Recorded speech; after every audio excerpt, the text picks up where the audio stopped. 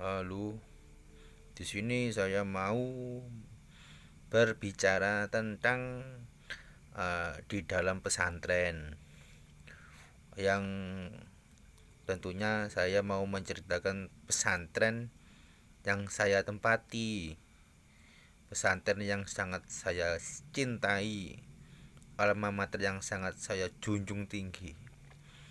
Jadi sudah biasa di pesantren itu para santri taat takdim kepada kiai, kepada zuria kiai, kepada pengurus pondok, kepada dewan asatid dan asatidah.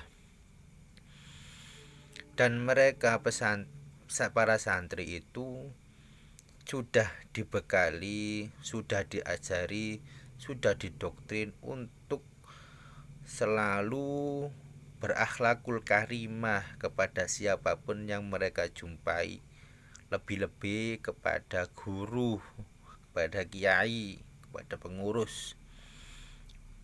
Dengan takdimnya mereka kepada para kiai, para pengurus, itulah yang menyebabkan mereka manfaat dan barokah ilmunya. Dan tidak salah mereka membantu meringankan beban pondok, beban kiai, beban pengurus. Dengan cara apa? Mereka para santri mengabdi, membantu, mengurus semua yang ada di pesantren. Itu tidak salah. Dan itu benar-benar sangat manusiawi. Contohnya, mereka ke sawah, para santri ke sawah. Lah gunanya apa para santri ke sawah? Katanya di pesantren itu mondok, tempatnya ngaji, tempatnya mencari ilmu, kok malah disuruh di sawah. Loh, itu adalah keberkahan yang mereka cari. Karena apa? Mondok tanpa berkhidmat kepada guru itu bagaikan pohon yang tidak berakar.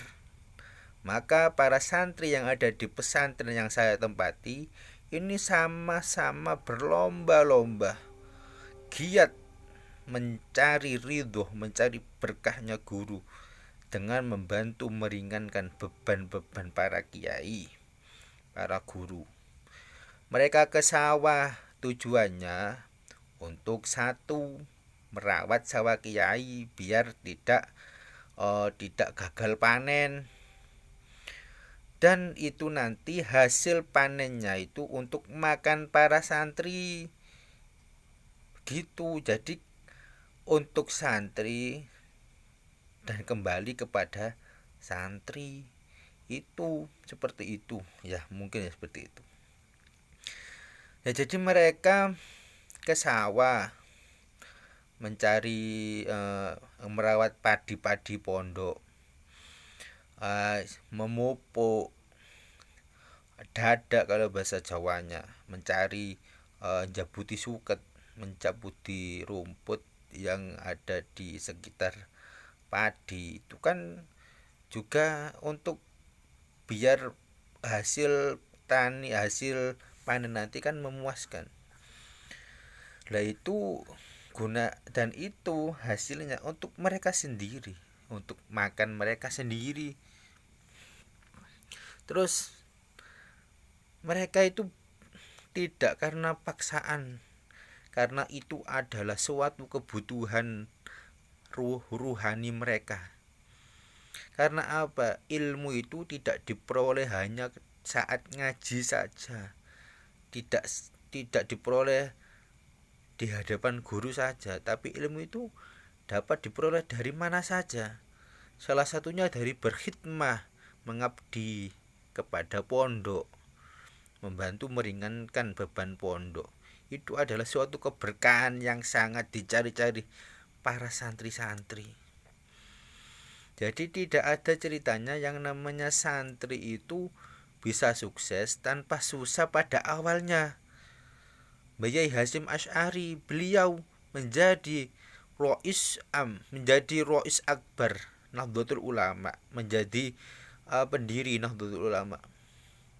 Sebelumnya beliau juga santri di Bayakhul Bangkalan. Beliau juga susah sama seperti para santri-santri lainnya. Beliau juga takdim kepada Mbah Khalil. Mungkin beliau juga disuruh ke sawah, mungkin beliau juga disuruh di kebunnya Mbah Khalil. Maka keberkahannya itu menjadikan Mbah Hasyim Asy'ari pemimpin atau pendiri Nahdlatul Ulama, menjadi orang yang masyhur, menjadi orang yang dihormati. Maka ilmu itu diperoleh tidak hanya saat ngaji saja. Ilmu itu diperoleh dari mana saja, dari pengabdian kita, keikhlasan kita membantu kiai, keikhlasan kita membantu pondok, itu tidak salah. Tapi di zaman sekarang ini, mereka para orang-orang modern, para orang modernisasi menganggap hal seperti itu adalah tidak manusiawi. Siapa yang bilang seperti itu? Dia adalah orang yang tidak pernah mondok. Dia adalah orang yang hanya melihat pondok dari luar tanpa pernah memasuki di dalam pesantren. Dia berkomentar seperti itu. Masuk di pesantren disuruh ngarit, masuk di pesantren disuruh ke sawah, masuk di pesantren disuruh di kebun. Di pesantren itu ngaji. Ya betul, di pesantren itu ngaji. Tapi mereka mengimbanginya dengan berkhidmah kepada guru. Jangan asal ucap nggak pernah mondok, tapi dia seakan-akan pernah mondok. Bilang seperti itu sangat-sangat fatal kesalahannya, melukai hati para santri. Jangan seperti itu. Kalau kamu nggak pernah mondok, jangan berkomentar tentang pesantren. Jangan pernah berkomentar tentang pondok. Salah fatal. Kesalahan kamu itu fatal mengomentari orang-orang yang ada di pondok, sedangkan kamu sendiri belum pernah merasakan yang namanya mondok. Sungguh terlalu.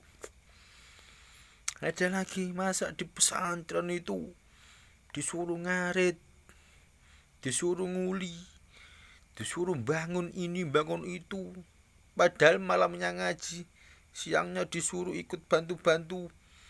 Duh,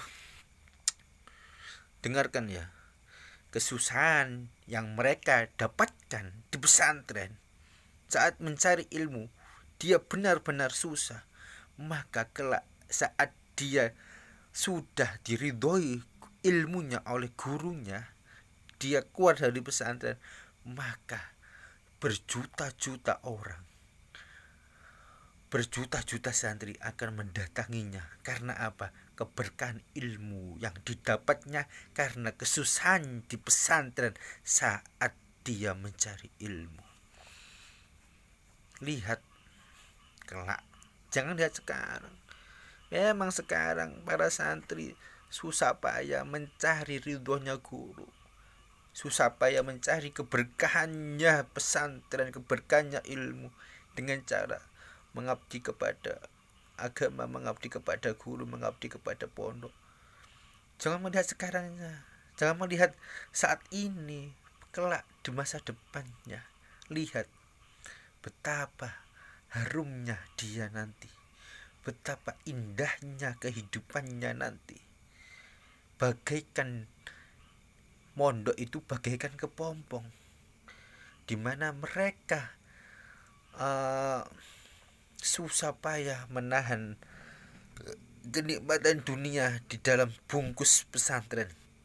Saat dia keluar nanti bagaikan kepompong, bagaikan kupu-kupu yang keluar dari kepompong yang menjadi sangat indah saat dipandang. Kelak santri juga seperti itu. Jangan pernah berkomentar yang berlebihan. Kamu gak pernah mondok. Mondok hanya sekejap. Mengomentari santri-santri yang mondok sudah bertahun-tahunan. Na'udzubillah min dzalik. Semoga kamu dapat hidayah dari Allah Subhanahu wa ta'ala. Ini adalah curahan hati saya yang sangat dalam, yang bisa saya utarakan di akun YouTube saya, di akun TikTok saya. Semoga ini uh, bisa didengarkan oleh halayak ramai, oleh orang-orang yang benar-benar ingin tahu pesantren itu seperti apa. Jangan pernah berkomentar tentang pesantren yang dimana kamu sendiri belum pernah nyantri. Sedikit dari saya, ada kelanjutan lagi mungkin tentang kita membahas tentang lainnya lagi. Semoga apa yang saya sampaikan bermanfaat untuk kalian dan menambah wawasan kalian tentang pesantren.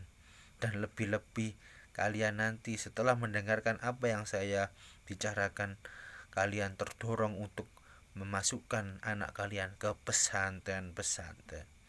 Terima kasih.